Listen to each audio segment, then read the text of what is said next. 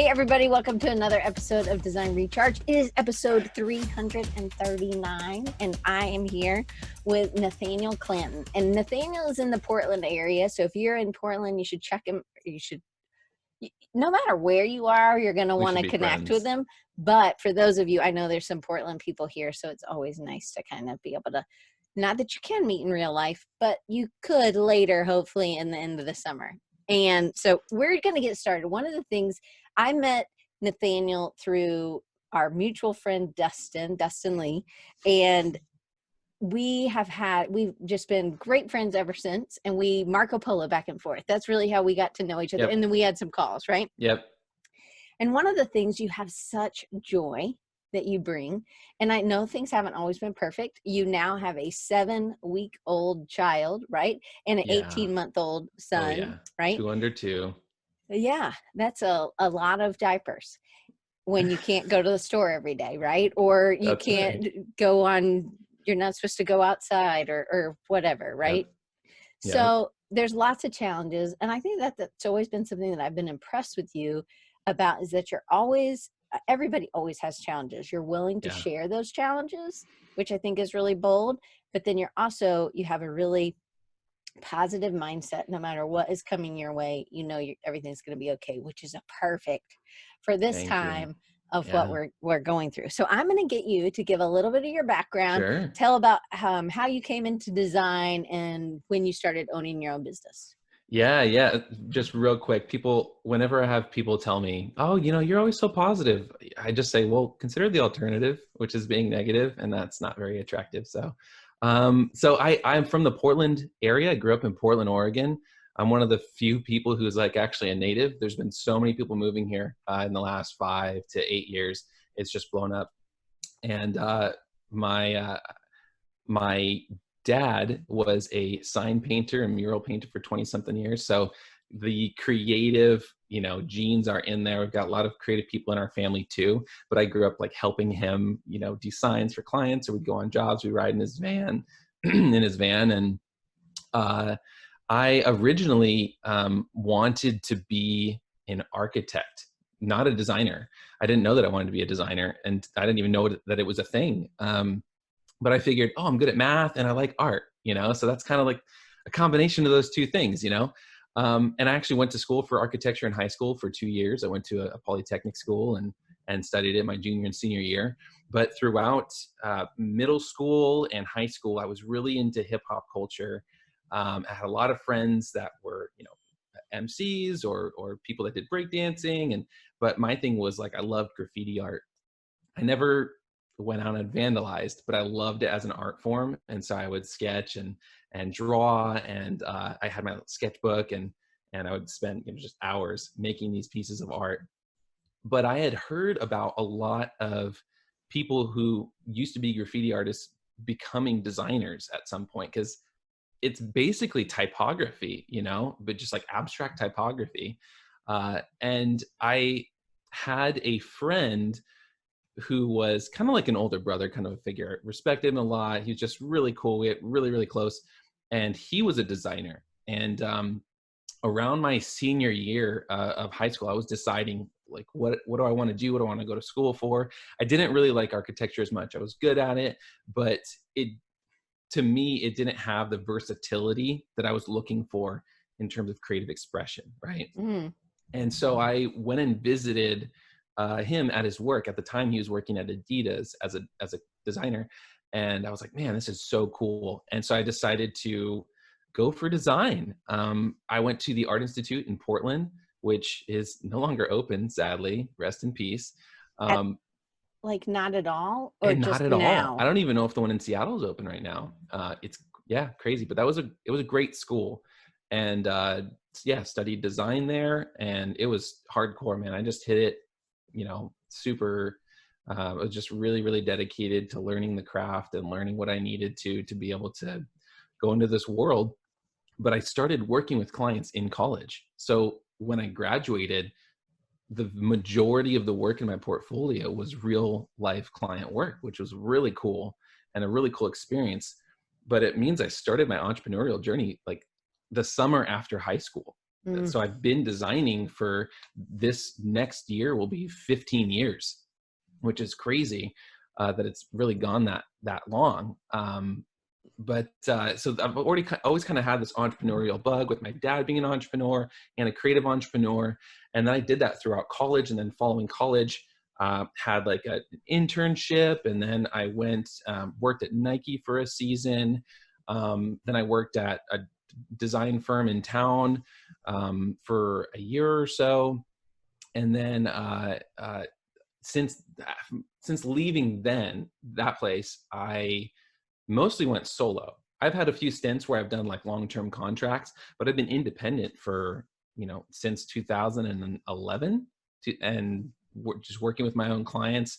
I picked up clients that I had been working with throughout the years, but then I just had enough work to be 100%, self-sustaining. So since then I've got to work on a lot of really cool projects. I think that it's really, I'm really fortunate. So I've got to do work with like Xbox and Microsoft and Nike and Adidas.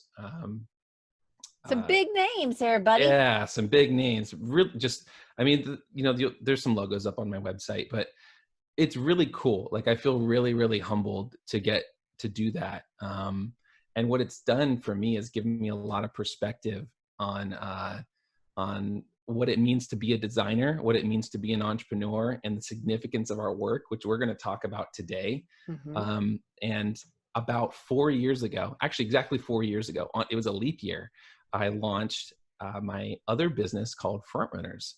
And Frontrunners is the combination of all the things that I'm passionate about that I never really had a name for what this thing was. I'm like, man, like there's probably a lot of people out there that could relate to this. You're a multi-passionate person and you feel like you have to pick one.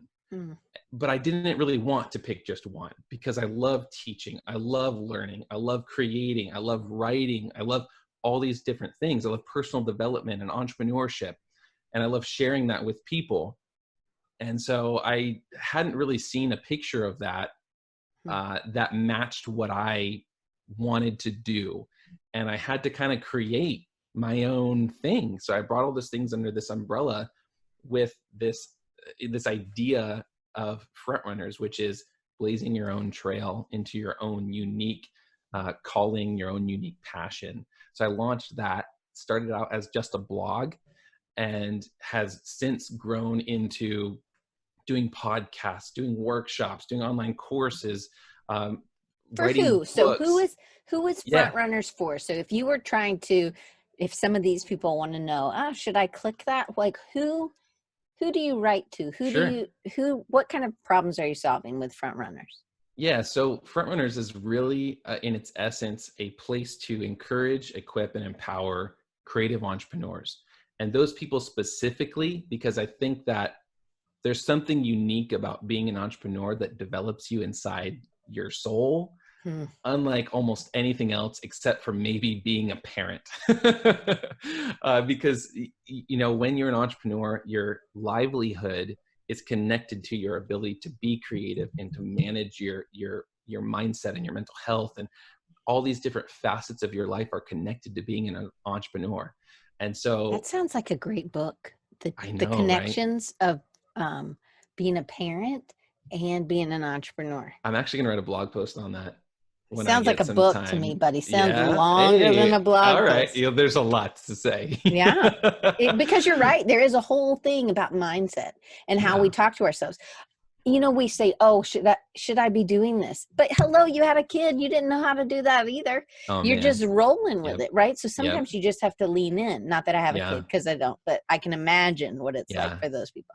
Yeah. So it's specifically for creative entrepreneurs, but there's a lot in there that is relevant and applicable to anybody that has something that they feel like is inside of them that needs to come out and be expressed and be brought to life.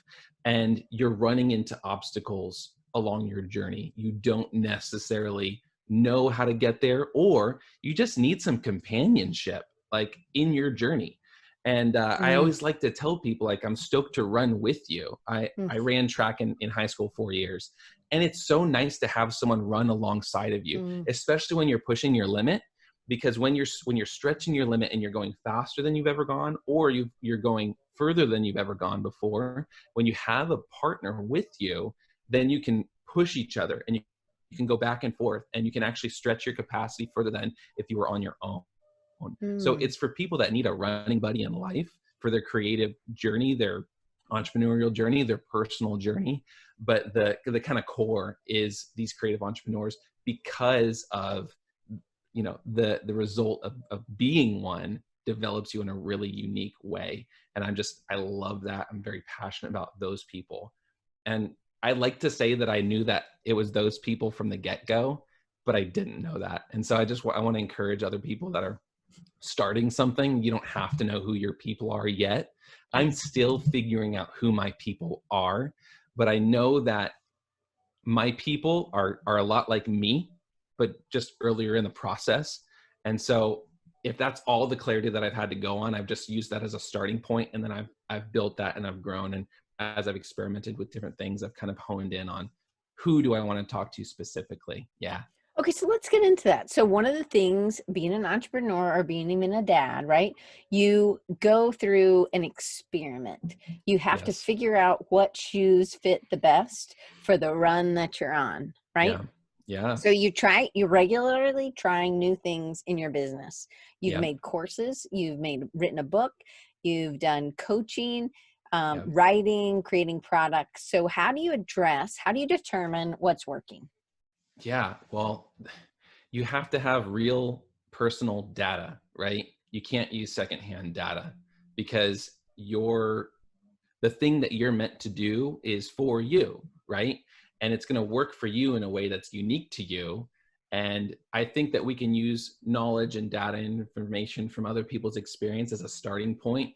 But ultimately, if what your goal is to build a life or a business that is fulfilling to you, you have to find out what your unique kind of recipe is, you know, to support that. So all of these different things, you know, I've tried all these different things in an attempt to get clarity, right?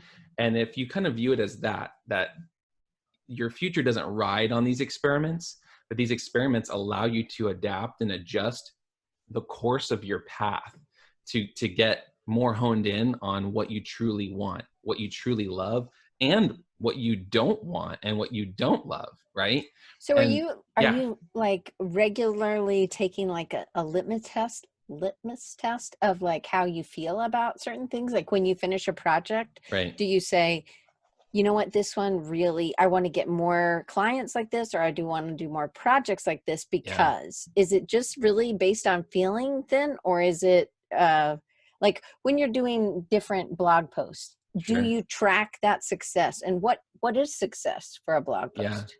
Yeah, I'm a big numbers guy. I do love numbers, but it's a combination of the data and your gut.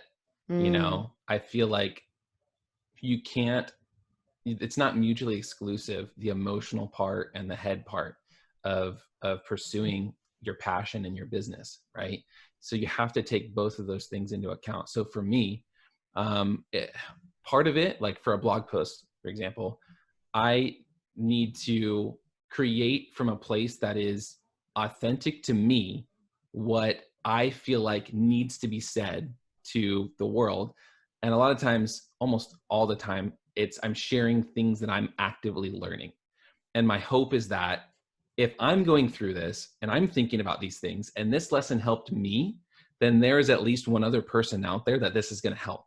And it's not for everyone, but it is for someone. So I'm going to write it for that someone, right? And so it has to be authentic to me, to my journey. So I'm not just creating what I think people will need or want. I'm trusting that if this is something that was valuable to me, that there are other people like me out there. And if I'm putting it out there, then those people will eventually find it, right? So then do you track it some way if you're a numbers guy? So you put it out there, you make sure that it's authentic. So the feeling is there, right? So that you've checked off, did I do that? But then what does success for like a blog post look like to you? Yeah. So on the number side of things, I look at the statistics. I run my site off Squarespace. There's analytics. There's Google Analytics. So you can see what is resonating with people, because something might resonate with you, but like just you. And then there might be something that is a lot more universal that a lot of people are going for, So I'll look at what are the most read posts on my site. A lot of times I'm surprised because I think that people want to learn, here's 20 tips on how to be a creative entrepreneur. And while that knowledge is valuable, some of the things that people are coming to the most is like how to keep going when you don't have the strength, or how to deal with people that rub you the wrong way, like things that are emotional or things that are heart level.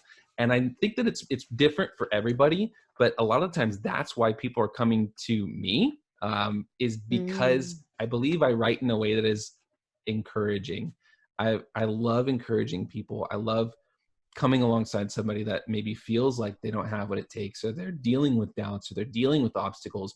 And I want to share things that I'm currently failing at, things that I'm currently afraid of, but not stopping there, going beyond that to say, there is hope. There is a way to go beyond that. And I think that as entrepreneurs, we don't just need tips and tactics and strategies. We need encouragement, Right. But the thing is that you're relatable, right? It's not that you're just giving encouragement. No. Oh, good job on that. No. I've never played tennis, but good job, right? Right. It's I'm there. I've been there. This is what it was like. So you're being vulnerable, you're being relatable, and you're being encouraging. Yeah. Yeah. And the advice that you give and your encouragement or whatever, that can't be secondhand. It has to be firsthand. You have to share about things that you have walked through personally, and you have gone through personally, or you are currently going through. It's actually even better if you're sharing with stuff that you're currently going through.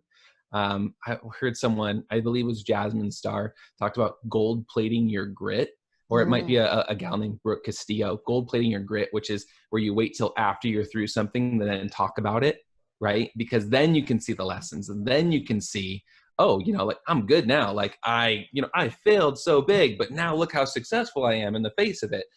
But I think that is great.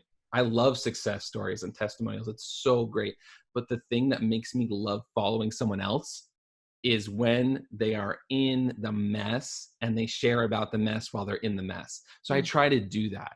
And I think that when I'm looking at the numbers, go back to your question, those are the things that end up resonating with people the most, right? And so I say, okay, I'm going to try to do more of that. I'm still going to do these other things because I feel like they're relevant and I just love talking about them. I love writing about them, but I need to give people what people are coming to me for, right? And so it takes a little bit of humility, right? To not pretend like I know all the answers. But, if I'm trying to sell apples, but people are coming to me for oranges, I need to give them oranges. If I'm trying to say, here's some tips and tips and tactics and strategies, but people are like, hey man, like my heart is hurting. And I really loved this thing that you wrote because it spoke to me and it helped me like in a deep level. Then I'm deeply passionate about that.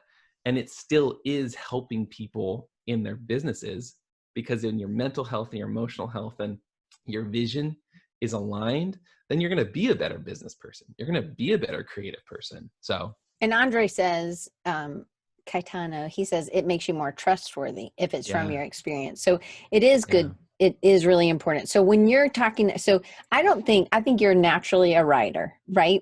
I mean, a lot of us are not, but you write a lot.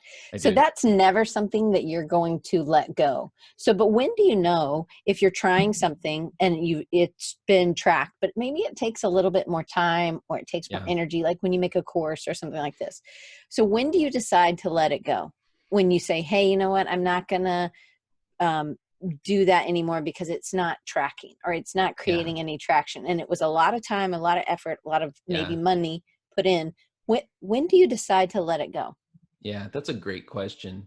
I think that I like this little belief, which is do as much as you can with as little as you can for as long as you can. And I think that at the heart of that is you're removing obstacles for yourself to actually bring things to life. So there are some things that will require a great deal of investment of time and energy, right? And money sometimes. And creating a course is certainly one of those things, because it is no joke to create an online course. It's no joke to take years of your experience and your knowledge and to condense that in a way that's digestible for people, right? So I don't just do those things all the time, right? So you have to first like know what you're getting into, and then have like the mindset that, okay, I'm going to do this hard thing for a period of time. And then once it's done, I'm going to evaluate, like, is this sustainable for me to keep doing this? Or is this something maybe I do less often? And maybe there's other things that I can do more often that are more sustainable. And that's one of the things that's helped me kind of evaluate in terms of things like, that's really difficult as an entrepreneur, because we're always having to try new things. And then we have to see, is this sustainable? Is it bringing in enough, income? Right. Is that income stream? Because really it's about having multiple things that we're doing to bring in income. Okay. I didn't mean to cut you off. Yeah. So, I mean, you do have to evaluate, like, is this making money? Like, if we're talking in the context of a business, like, are people buying this?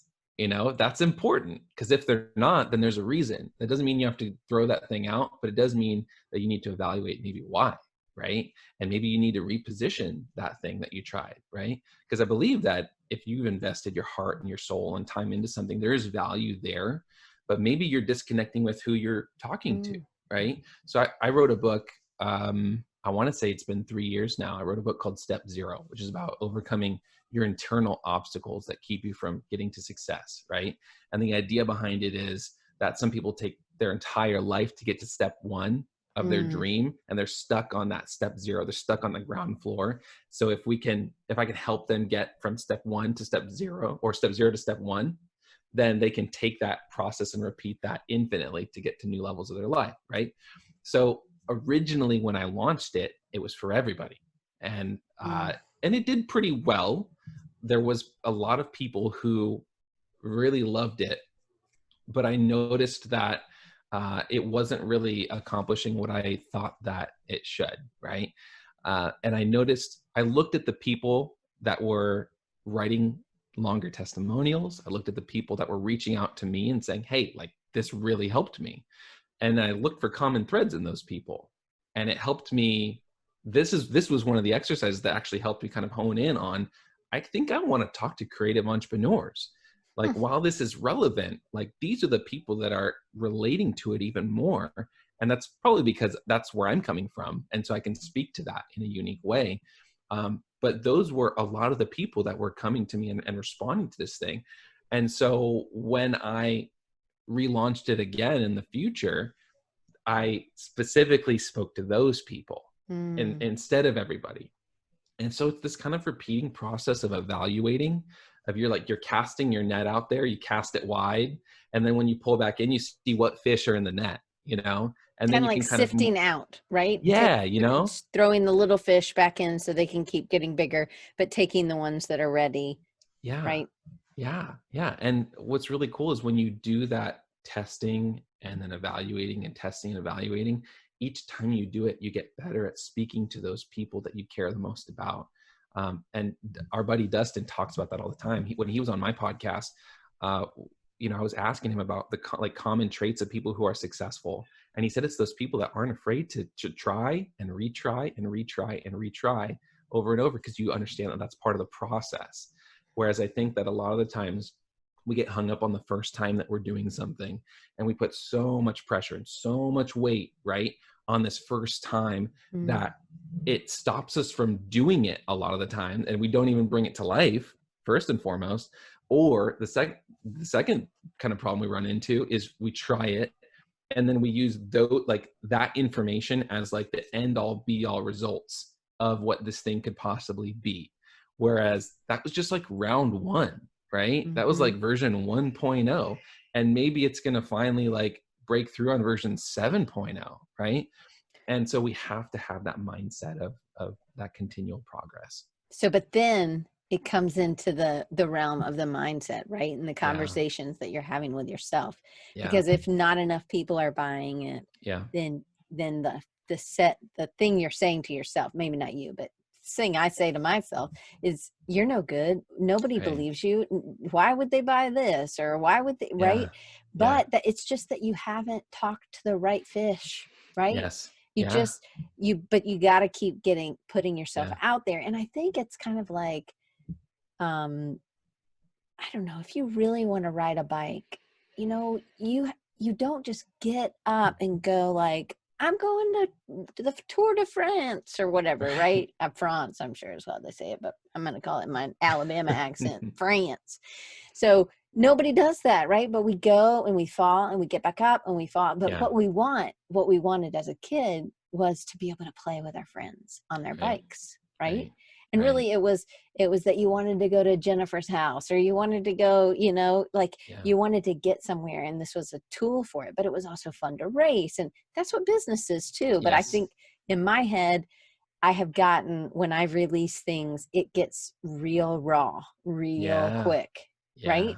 Oh, So I love that you have the gut check. Like, am I doing the right thing? Mm-hmm. Even if it's hard, even if I don't reach the right fish, am I going to stop? So somebody told me about podcasting. They said, you need to make a 5-year commitment. And this was right in the beginning for me. And so to me, this, I'm glad I'm the godmother. Good job, Dustin. I'm absolutely happy to take them on.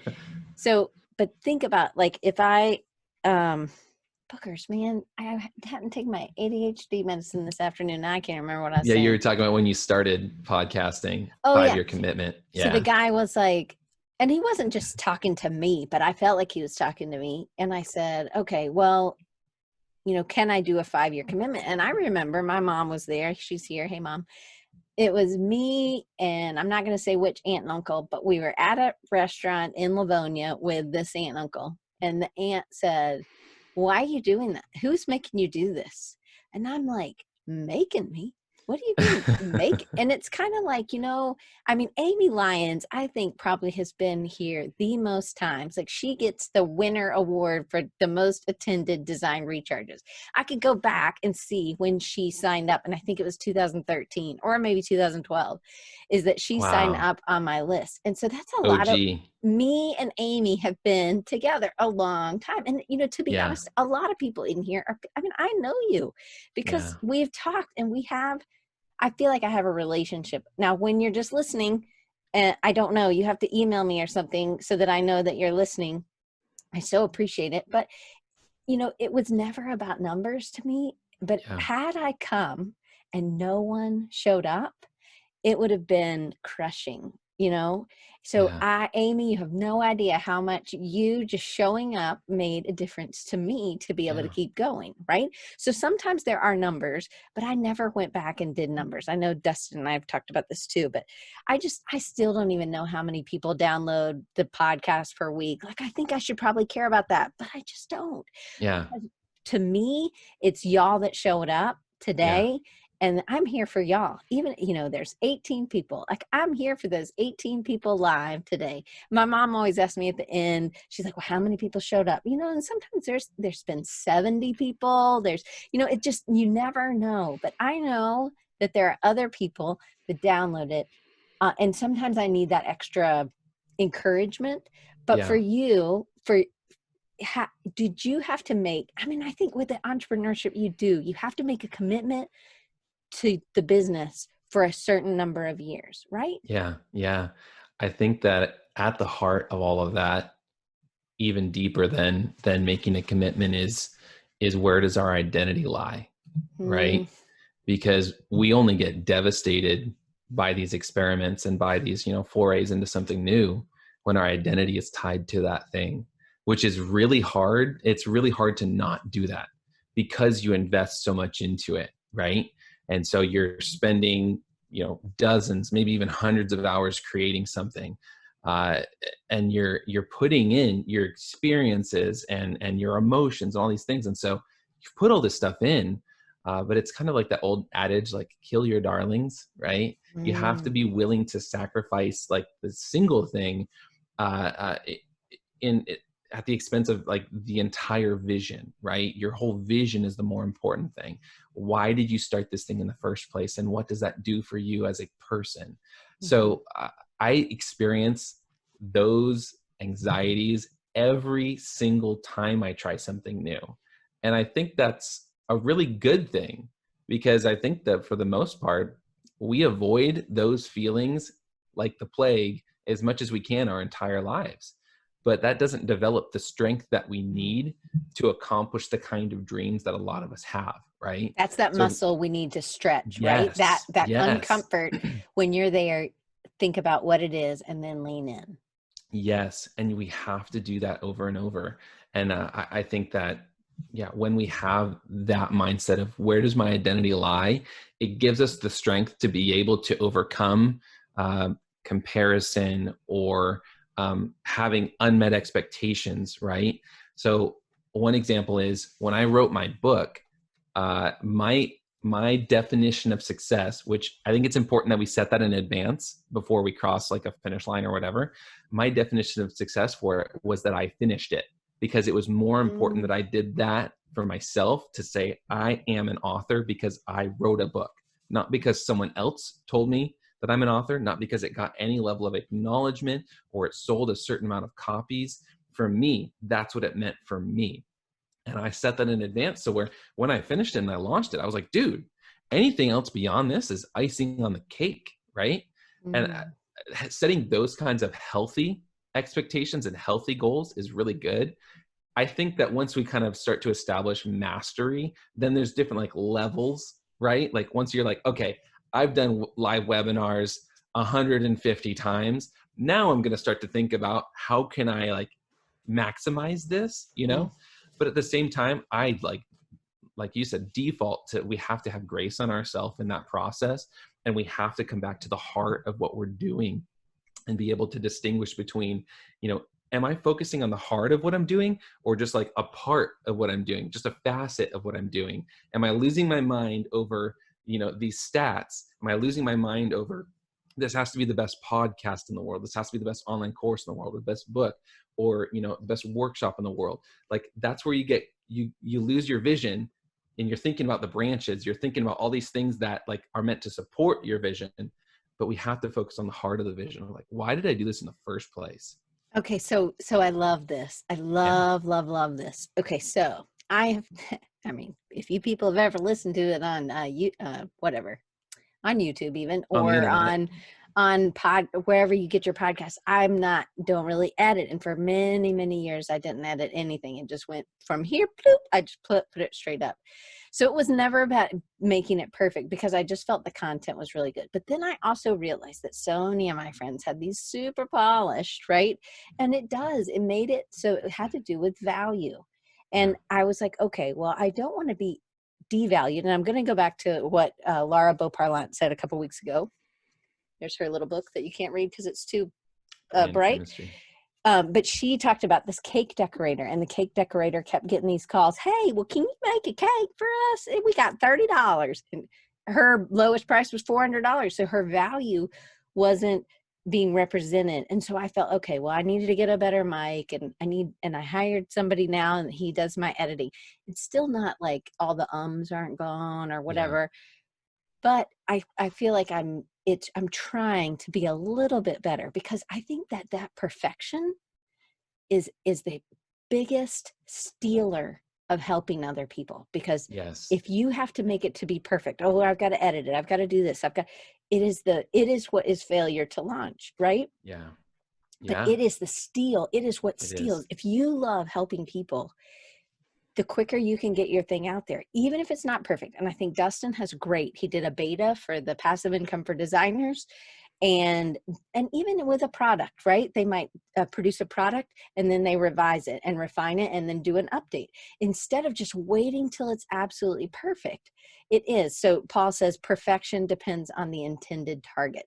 Yes. And perfect is to me could have helped. So I think about this with Dustin. If he was holding in, oh, sorry about the fuzziness. If he was holding, I need to be still. It's really difficult for me. if he was holding in, it's got to be perfect. It's got to be perfect. With those people, I know Amy took the course. If Amy needed it right now. Amy needed to get passive income right then when he launched it. So if he waited another year and a half, he was holding back income that he could have helped Amy generate for Amy. And I just think that it's powerful when you think that your perfectionism is holding somebody else back from doing what you're trying to get them to do.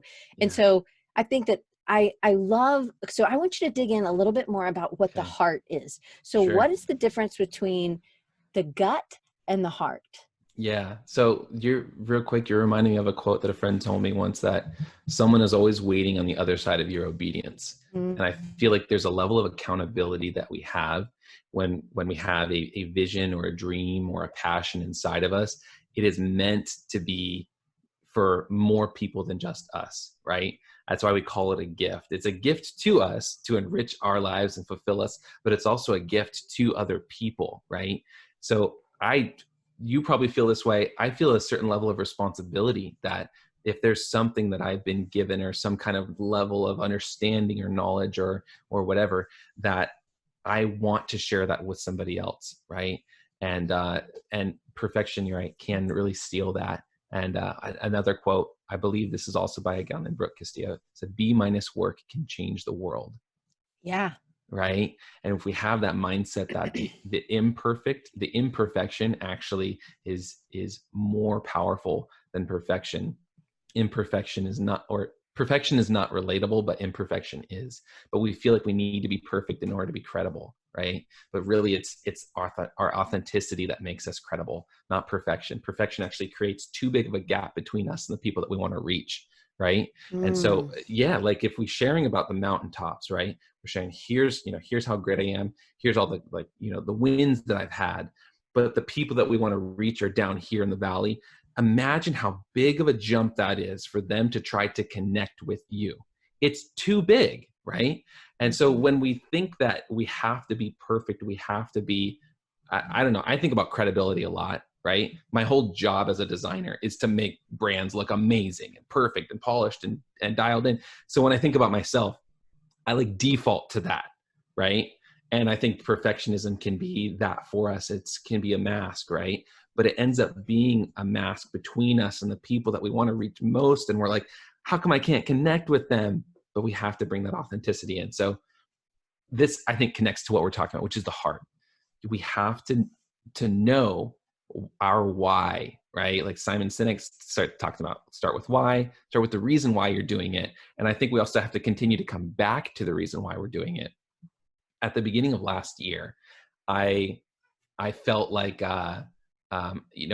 if I don't gain any more subscribers this whole year, I want to focus on taking care of the subscribers that I currently have. And that is going to be my goal for this year. And then at the beginning of this year, I looked back on last year and I said, you know what, last year, I focused a lot on the business side of Frontrunners. But this year, I want to focus more on the human side of it. I want to focus more on the people, right? And I did a lot of different experiments, a lot of different things. Like I made a huge online course. I did lots of blog posts. I launched a podcast, did all these different things, which are branches. There's a reason why I did those things, but it's to support this heart of encouraging, equipping, and empowering people. And there's even some things that I stripped away and I took away because I felt like it was creating too many steps for me. And it was making me not feel motivated and just making me not love what I was doing. And I think that if we're an entrepreneur, we start a business, it's because we love it, right? So if we ever get to a point where we stop loving it, we need to go, okay, hit the brakes. Let's look at the dashboard. What lights are flashing right now that I haven't been taking care of? And for me, I felt like I was kind of getting lost in tactics and strategies. I was over analyzing and I was trying to lay out a perfect plan for how to do certain things. And I had expectations on my business. For me, one of them, to be totally real, was I need to make a certain amount through Frontrunners that is sustainable and passive income before my baby gets here so that I can provide my family with a certain life. And I actually felt that way with our first kid too. And I felt like a total failure when our son was born, because I was I achieve freedom for us, and I didn't make it. But then for this second time, I came to the realization, like, like the things I care most about providing to my family, I can already give them right now, because they're not money and it's not like material things. It's me being a great dad. It's me being a great husband, being present, like these intangible things. And so by that measure, I'm already being successful. By that measure, I'm already checking that box on my number one priority. And so I had to kind of evaluate, why am I doing Frontrunners? And that process allowed me to take the pressure off of Frontrunners, to say, this doesn't have to be, this huge thing within a certain window of time. I was like squeezing my dreams, squeezing my passion, saying, you have to accomplish this in this period of time. Otherwise, something really bad's going to happen, or I'm not being successful. But when I lifted that off and I said, you know what? Like, I started this because I loved hearing people's stories. I loved telling stories. I loved shortening the learning curve for people. I loved hearing, getting emails, people saying, this really helped me through depression. Or like when we were on a phone call earlier last week, I told you one of my dad's close friends, he's been friends with him for like 30 years, was literally dealing with suicide like this last week. And he messaged my dad this last weekend, and he told him that somehow or other he stumbled upon my site, and he just read like 8 or 9 blog posts, and it like brought him to tears. And he said it really, really helped him. And he was like, I just, he told my dad, so he forwarded him a message, and he said, I just, want you to know, like, he's like, I don't know if you ever considered being a motivational speaker or something like that. He's like, but I got this picture of you in front of people. And that was so special. Like, oh my gosh, you compare that to selling like 10,000 of something, or, having 100 people on a webinar or whatever. Like, it is so insignificant by comparison to hear like something that I wrote out of my own brokenness could help somebody who was, in a broken place themselves. And that's not even the only story about that, that we have from Frontrunners. And so I think about that stuff. I think about the humans, right? The people that those numbers represent, and that helps me get back to the heart level. So yeah. Okay. So I do have some stuff too. I got a couple more practical, tactical things that I could share too. Okay, let's just share them. Yeah. So how do you know if something that you're doing is connected to the heart of what you're doing versus just a part of what you're meant to do? Is it just a branch? Is it just a facet? I think the first thing is it has to have a direct impact on people at a heart level, right? In order for us to really experience fulfillment, we have to do something that reaches people's hearts. It's not enough to do something well, I believe. At least not for me. I've had the privilege of doing a lot of great work for a lot of great companies, but when it's all said and done, what have I accomplished? I've sold a shoe, I've sold a video game, I got someone to buy a product of some sort or a service, right? These are things that are very fleeting and not that important in the grand scheme of things. And I had this understanding like a long time ago, said, man, rather than, as cool as it is to have, companies or whatever on my resume, experience on my design resume, on my business resume, by the end of my life, that does not matter. I want to have people's names on my life resume as, people that I've impacted. And that was a huge perspective shift for me. So I think that what we do has to have a direct impact on people at a heart level. That's one way that we know that what we're doing is connected to the heart of our business or the heart of our passion. And so we have to be concerned about the people and not the purchase, right? Okay. So the next thing is I believe that our work should be something that is fun, right? That is like a really essential thing. But I think in our culture of like hustling, we think that we have to just like forego fun and just suffer. But that's not sustainable. Like suffering is not sustainable, but fun is, right? John Acuff talks about this in his book, Finish. Like in order to finish a goal, one of the things that you can do is make your goal fun. I think that we should enjoy doing this thing that we're pursuing, whether or not it pays us. And in the beginning, it won't pay you. That's why, right? When you're starting something out, if you're starting a podcast, if you're writing a book, if you're launching a design agency or whatever you're trying to pursue, you're not going to make money in the beginning, right? And so what's going to sustain you? What's going to motivate you to show up, right? You have to love it. You have to enjoy it, okay? Especially when you have, the level of investment it takes to get successful. It will end up eventually compounding, right? All that you're investing when you're consistent over time. But in order to put in that level of commitment, you have to enjoy it, So the next thing that I think is going to help us to connect with the heart of what we're doing and take something we're pursuing and compare it to, is this just a facet of what I'm meant to do? Is this a supporting character, or is this the main plot of my story? Is it should be true to who you are. I believe that we will be able to function at our highest capacity when the work we're doing is congruent with who we are as a person, right?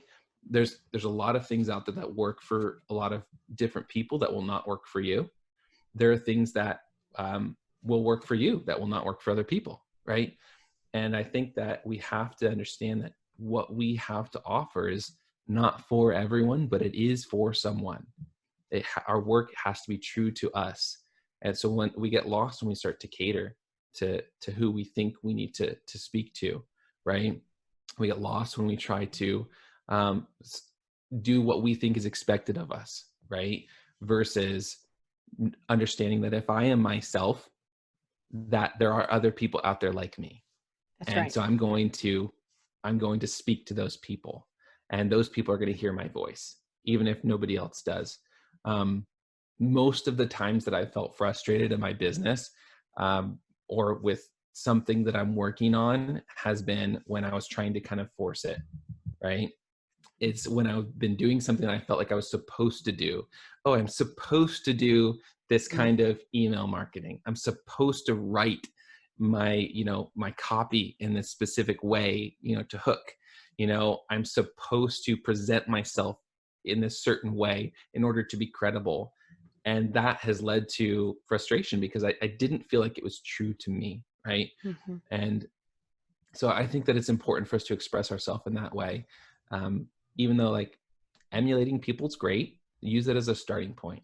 We kind of got to try it out and see if it's really a good fit for you. Kind of like trying, it's appetizers, you got to try it and see. I mean, you were a runner in high school, but you might have tried football or soccer or basketball, and you might have been like, nope, I don't really like it. You tried it for one season or whatever.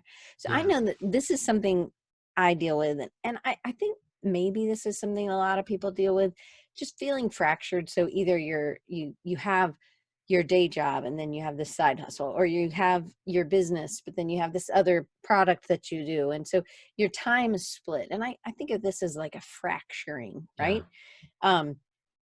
So owning a business for me, I have a design business, but then I also have a business that really focuses on creative entrepreneurs also, right? And I do feel fractured in where I spend my time. And one, do you ever feel like that?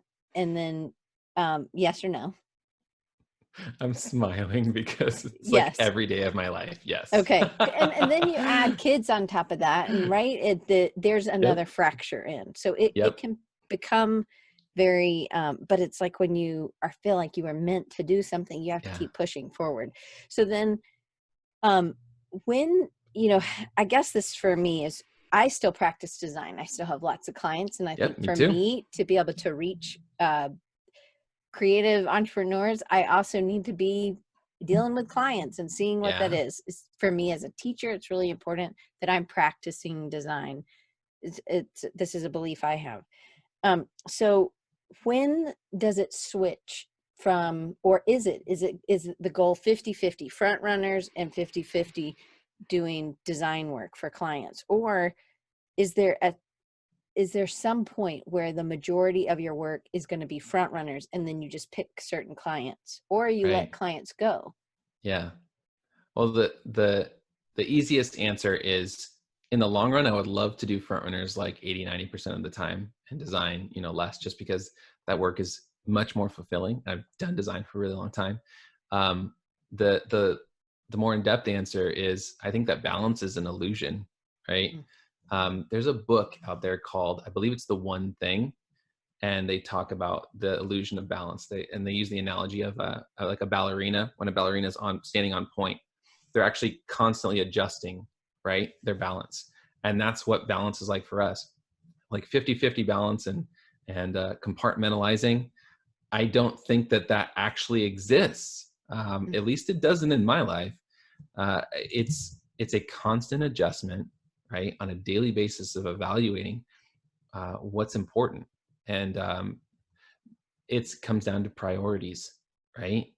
And that makes your decisions really easy. I think that this is a great time in our world right now, because we're thinking about priorities, right? There's a lot of things out there that seemed like they were high priorities that are not priorities. And I think that we can probably list on, I think we can list on our hand the things that are actually a real like priority for us in life. And when you know what those things are, like your core values or whatever, then it makes decision-making a lot simpler, right? So to answer your question about how I balance my businesses, right now, like my daily schedule looks like soup. Like it's just crazy. It's all over the place. Like most of my work currently, when I get it done, I have a newborn baby strapped to my chest and I'm standing at our kitchen counter next to the dog bed, because then I can have enough room to bounce and keep the baby asleep. And I'll do that for, sometimes it's 30 minutes, sometimes it's 2.5 hours, depending on how long she sleeps and whether, my wife is getting overwhelmed by our 18-month-old. And I'm a very, very structured person. I love daily structure. I love like setting time frames for work and productivity. Like I am all throwing that out the window now. Boom, just like throw a bomb on it, right? So it's really challenged me in that sense of like, how do I prioritize? How do I manage my mental game? And for me, my number one priority is my family. And so for me, my families, I don't ever view them as an obstacle for my goal. I view them as the reason for my goals, right? So it makes that decision-making easier when it comes to work. How do I fit my work around that stuff? In this season of life, they get the best of me. They get the first of me, right? And I believe that when I honor them, that the work that I'm doing is going to be honored too. And so it does mean I have to pull up late nights a lot of the time. Sometimes I'll pull all-nighters. Sometimes I'll just like, I've had days where I only was able to clock like an hour of work. And that, to like the productivity obsessed person in me, is just, it's painful. You know what I mean? A little bit of yourself. It's like, oh my gosh, I'm just crying about all the things I could have gotten done. But, you look at what you spent the time on instead. So how I allocate like my time with Frontrunners, it's kind of on pause right now, actually. Not really, but in terms of where I'm investing myself, right? And I had a conversation with my wife back in January or February of this year. I was so stressed out because I felt really guilty. I was like, I am trying to give what I need to do to build this design business, because this is our foundation. This is our bread and butter right now. But I also feel like I am not able to give Frontrunners what it needs to be in order to bloom into what I see it. Like I have the vision for it, but I can't give that. I was so frustrated and I felt really torn and I felt guilty, that I wasn't able to do that. And long story short, at the end of our conversation, like I gave myself permission to say, it's okay that it's like this right now. Right. It's okay that I can't give this everything that I need to right now. It doesn't mean that I'm abandoning my dream. It doesn't mean that I'm abandoning my passion or the people that it's meant to reach. It's the only person that feels that way is me. And I had a conversation with a friend about that, who's deeply passionate about music. And right now he has to focus on working a job to take care of his wife and his kid. And he felt like, he was kind of like walking away from what he loves. And I was like, no, man, you're doing awesome. You're being such a great man. Like that's what it takes is us to understand that there's these seasons where we're able to give more or less into certain things. So right now the allocation is probably like 98-2 or 95-5. But I think in the future, then it'll shift more, and I'll be able to have more time to, create podcasts and write, write more and publish more. And, I had intention to like launch another book this year, but, you have to be adaptable, and that's what makes us good entrepreneurs. Right. That's right. But we take that same skill that's made us good as a business person, you apply that to your dream. So one thing Finn says, I'm so glad you're here, Finn. It's good to see you, my friend Finn. She said, doing what we're expected to. Man, that expected right? Yikes. Yeah. What we assume we have to, and what we're often pressured to do, the more connected we are to our own individuality and and our source, the better we're able to stay in our path and do what's best for us. It's not easy to do, but we try. But I think that all of us kind of get in that. We get in that same road. Oh, we get on that train with everybody else, and we realize, hey, we're not supposed to be on this train. I'm supposed to be doing something else. And it feels so odd. It feels so going against the grain. I know that there have been so many times where, whatever it was, I felt really exposed when I said, you know what, I'm going to just do this because this is what's right for me. Mm-hmm. And when I did that, Dustin's helped me so much in this, but he's like, oh, you just need to be you, Diane, or you need to bring your personality in there. And it can be really like, oh, but what if people don't like it? Right. But it's really about refining. It's about getting the cotton seeds out of the cotton. Nobody wants to wear a shirt with these big old honking seeds in it. Right. So what we do is we take out, but it takes time to take out that seed. And I love what you said. I love how she started with the word expect, right? That we're expected to do. And it's what we see, what we think we're expected to do. But sometimes we have to be like, you know what? This is not my path. And I do think Jose said earlier, we have to test it, or Andre, one of them said that, that we have to test what we're doing, and you have to see if it actually is working. Well, this just goes to show that usually when Nathanael and I talk, it's like 2 hours. So people, I'm not going to keep you for 2 hours. We'll just have to do a part 2. We already talked about that this would be that. But I think it's when you feel uncomfortable and like you're being exposed is when you need to lean in, because there may be people who, I always think about it, people on a fence. If somebody's riding that fence, I don't know if they're on my team or if they're on the other team. I don't know if I can trust them or if I can't. I don't want people to say, and I really do, I worry about this a little bit, I guess, because I probably don't take enough of a stand maybe, or I feel like I don't take enough of a stand because I try to be nice. But maybe that's my stand, niceness and energy. I don't know. But is that, I'm not confrontational enough. But I also believe that there's something just about encouraging other people, and it's good to be nice, and it's good to give direction. I feel like in class I'm very clear, and there is definitely, I am not on a fence in class, but sometimes I worry that somebody would be like, I don't know how to trust Diane. She's always on the fence. I guess it's what I'm saying is, it's what you expect of yourself. And I know that there have been times when I've said, Ashley, I don't know if I want to keep doing the podcast. This was after I'd finished the 5-year, because Lord, if I make a commitment, I make a commitment. I am a commitment queen, I guess.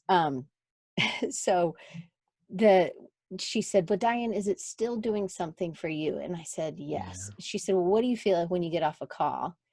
And not that it's for me, but what I'm saying, if it was just me and Nathanael, that I get something out of today for sure. But I also feel the reason I do it isn't just for me to feel better. The reason I share it like this, there's 2 reasons I do this. One is that I think what you are telling us has value, and it brings us together. Everybody who's here live, we're able to feel like we're connecting. So that's another really important part of Design Recharge. Design Recharge is never not live. I always record them live because it brings another level to it. It does make it so that it's easier for me to mess up and whatever. And that's why it doesn't always so super polished and with the intro, outro music, right?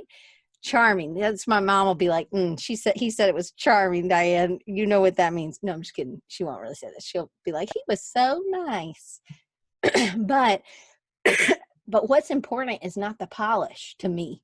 Nope. It's important is that you're giving us hope. You're saying, hey, I'm right there with you.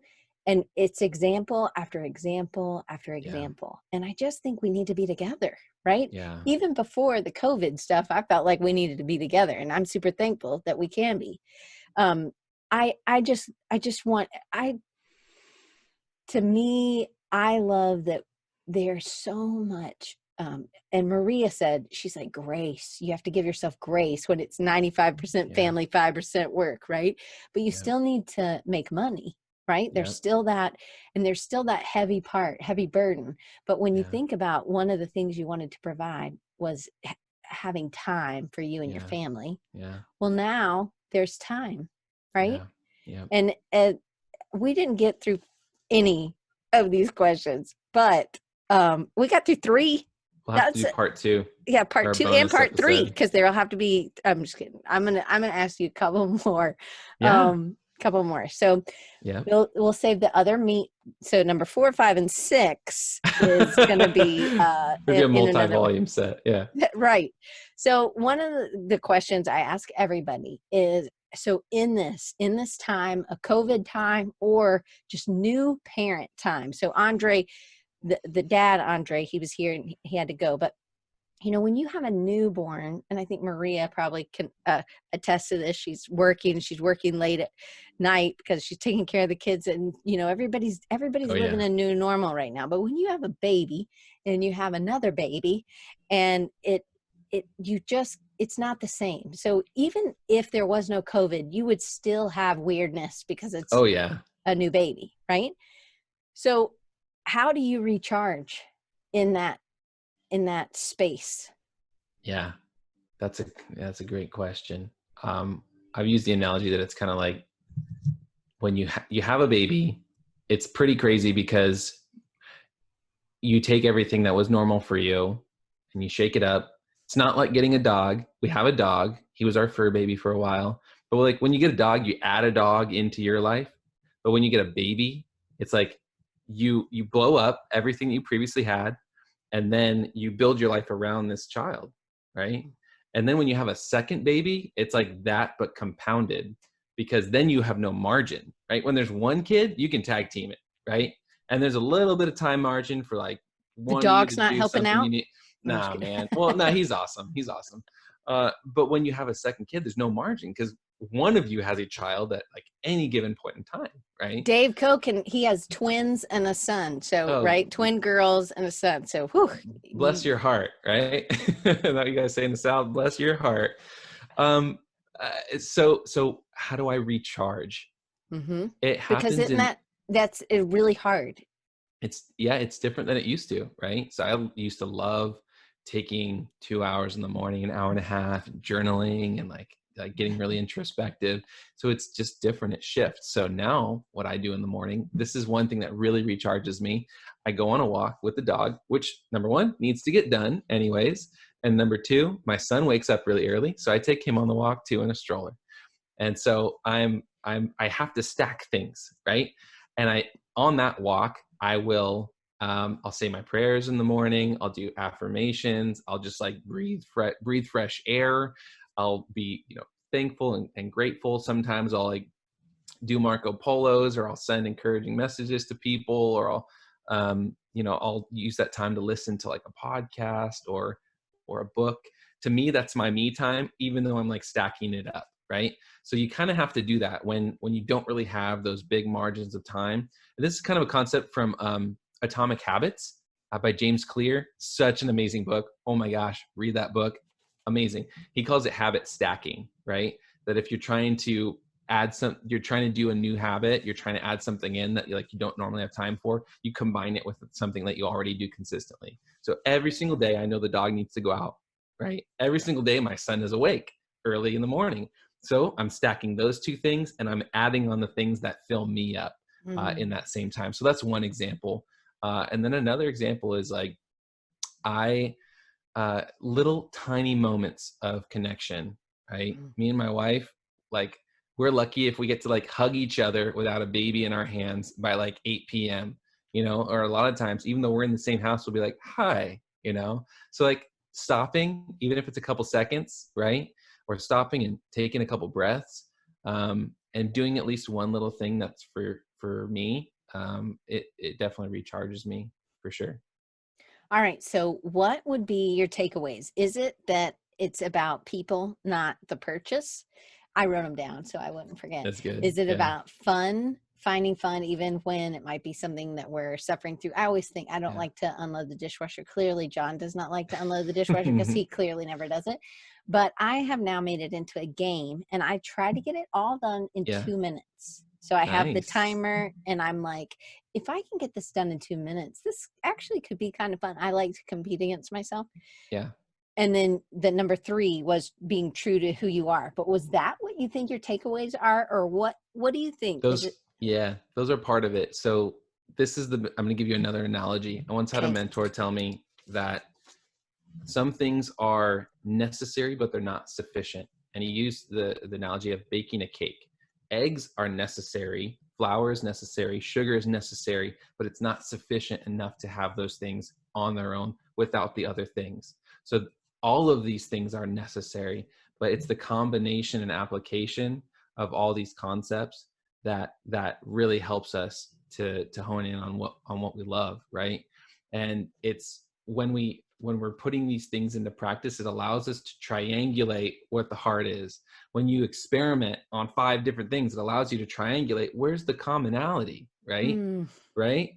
If you try an online course, maybe the thing that you get out of that is that you love talking more than actually making the course. So maybe a podcast is better for you, right? Or maybe you love writing blogs, and then that leads to you writing books, right? So you use these experiments to triangulate. And I think maybe that's kind of how you find the heart is, yes, all of those different points that I shared that you listed off, those are kind of like tools. Those are little pins on your map that when you see the intersection of all these different things, that knowing your priorities and experimenting with all these different things, it allows you to really kind of find the heart of everything. But it's also really having time to reflect, not just blazing through, right? You have to come back and take a breath and chew your food, right? Yes. Or yeah, you've got to be self-aware. You got to ask yourself, why am I doing this? What is this doing for me? What are my motivations right now? A lot of the times I'll like to challenge myself, say, am I being more motivated to do this by fear or by insecurity or by trying to prove myself? Am I more motivated by those things than I am by the passion that originally sparked it? That's a good kind of gut check for me. I love that. Yeah. I love that you're not only just testing your gut. I actually think that's really important. You're testing, how does this feel long term? You are checking some numbers, but what's important to you, you decide, if numbers was important, then it's based on something. It's not just, I want 1 million followers. It's that I want people that are engaged, or I want to change lives is really, I think, one of your, like, if it's changing 5 people's lives, that's way more valuable than 800 people being on an email list that don't open the email, right? Yeah, absolutely. It's the quality of what we're doing that matters, right? Yeah. Because imagine if you're one of those people that were on your list, like, would I unsubscribe from my own list? Yeah. Am I taking care of people, right? That's why I'm starting. Everybody says they want to help people, but do we really want to help people, right? Because if we did, then our actions would reflect that, or the intention of what we're doing would reflect that. We'd be less worried about how we look on camera or how we sound on audio, or how, whether we A/B tested an email headline, right? We'd be less worried about that. We'd be more worried about, what problems are people dealing with? Like, is this person dealing with suicide or depression, right? Can this person put food on the table for their kids, right? Real life human being stuff. I think if we think about that and we view people as the human beings that they are, with feelings and emotions and fears and dreams and hopes, then that will inform what we do, and that can help us really do what we do in a way that's meaningful. I love that. All right. So we'll have to do a part 2. I will schedule it and we will get it back in. I just want to let you guys know next week is my friend Jeffy Thomas, and Jeffy has just finished a 365 drawing project, and it revolutionized what he was doing. I always think that these are really big challenges. These, when somebody does, I mean, I did a 100-day drawing project, and I don't even think I drew all 100 days. I drew almost all of 100 days, but there were a couple that I just didn't get to. It did help. It totally helped me. It pushed me. It made me not so self-conscious, and I just made marks some days, right?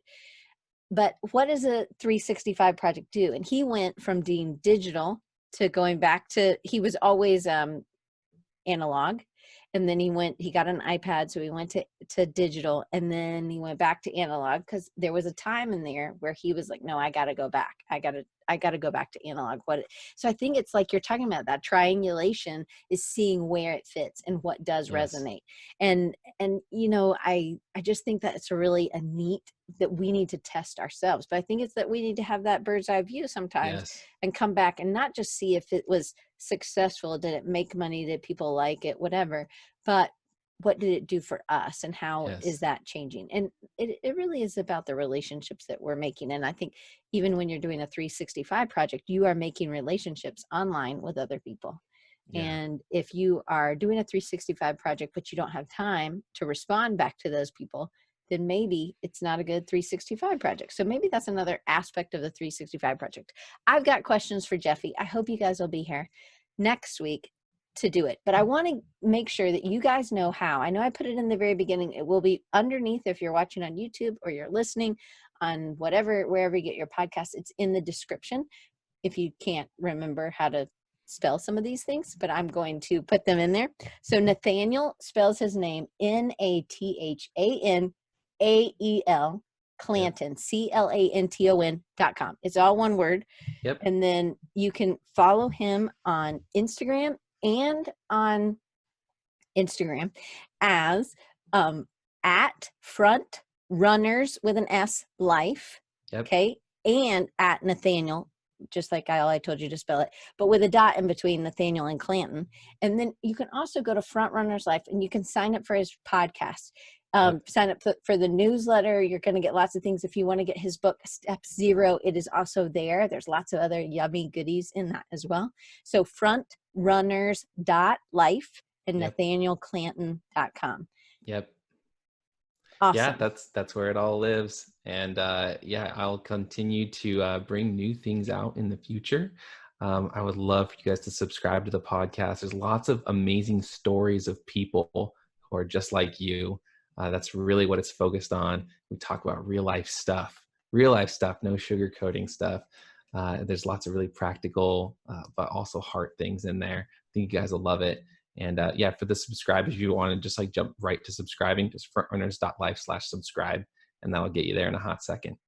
Awesome. Thank you so much, Diane. Thank you so much. And just thank you for being joyful. Thank you for being positive. He really is like this, like for real. This is how he is. This isn't like a fake smile he's plastered on.